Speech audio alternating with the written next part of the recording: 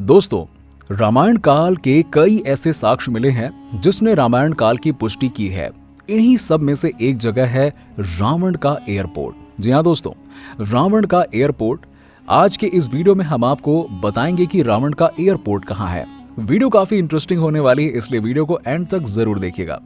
पौराणिक कथाओं के अनुसार एक बार जब रावण ने शिव की तपस्या करनी शुरू की और सालों तक तपस्या करने के बाद शिव जी ने रावण को उसकी तपस्या से प्रसन्न होकर मनोवांछित वरदान दिया।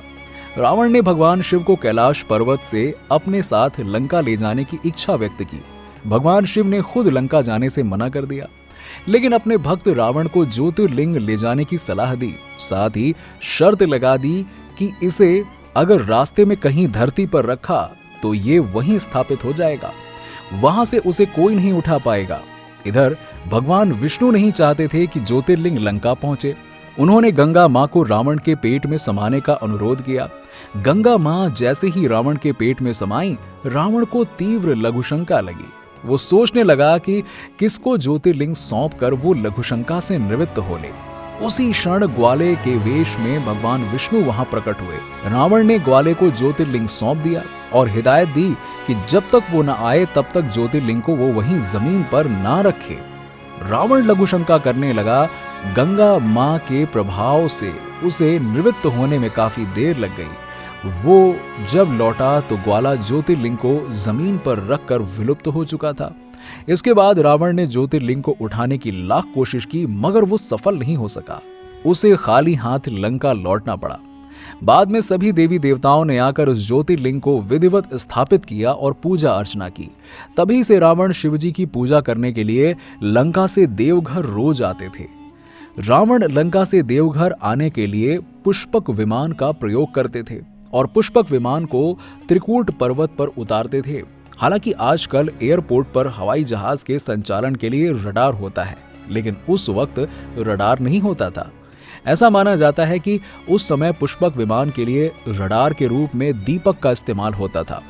देवघर जिला मुख्यालय से 15 किलोमीटर की दूर त्रिकूट पर्वत है, जहां 2470 फीट की ऊंचाई पर रावण का एयरपोर्ट है।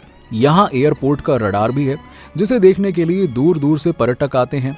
देवघर में जितने भी धार्मिक स्थल हैं, उसकी प्रमाणिकता भी मौजूद है। देवघर में महज 20 किलोमीटर की दूर पर हरी भरी वादियों के बीच 3 चोटियों वाला त्रिकूट पर्वत मौजूद है।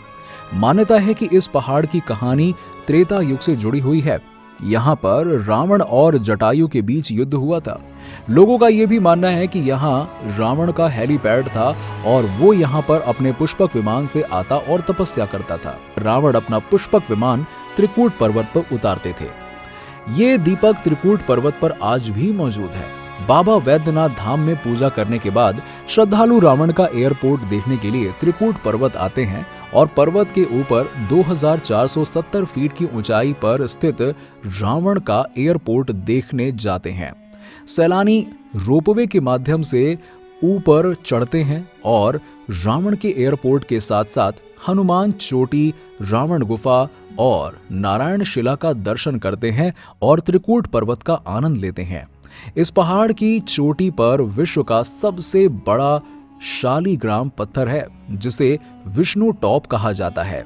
सिर्फ 2 कोण पर टिके इस पत्थर के बीच 14 इंच का फासला है।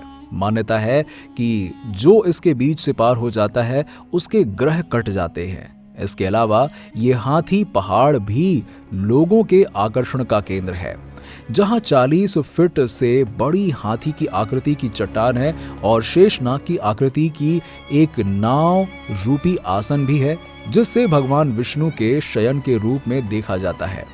देवघर का महत्व। देवघर का शाब्दिक अर्थ है देवी देवताओं का निवास स्थान। देवघर में बाबा भोलेनाथ का अत्यंत पवित्र और भव्य मंदिर स्थित है। हर साल सावन के महीने में श्रावण मेला लगता है, जिसमें लाखों श्रद्धालु बोल बम का जयकारा लगाते हुए बाबा भोलेनाथ के दर्शन करने आते हैं। ये सभी श्रद्धालु सुल्तानगंज से पवित्र गंगा का जल लेकर लगभग 100 किलोमीटर की अत्यंत कठिन पैदल यात्रा कर बाबा को जल चढ़ाते हैं। वैद्यनाथ धाम की पवित्र यात्रा श्रावण मास यानी कि जुलाई अगस्त में शुरू होती है। सबसे पहले तीर्थ यात्री सुल्तानगंज में एकत्र होते हैं। जहां वो अपने अपने पात्रों में पवित्र गंगा जल भरते हैं। इसके बाद वो गंगा जल को अपनी अपनी कांवर में रखकर वैद्यनाथ धाम और बासुकीनाथ की ओर बढ़ते हैं।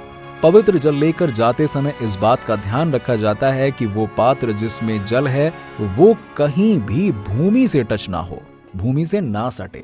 जी हाँ, तो दोस्तों, अगर आपको हमारी ये वीडियो अच्छी लगी हो तो इसे लाइक करें, शेयर जरूर करें और हमारे चैनल को सब्सक्राइब कर लें।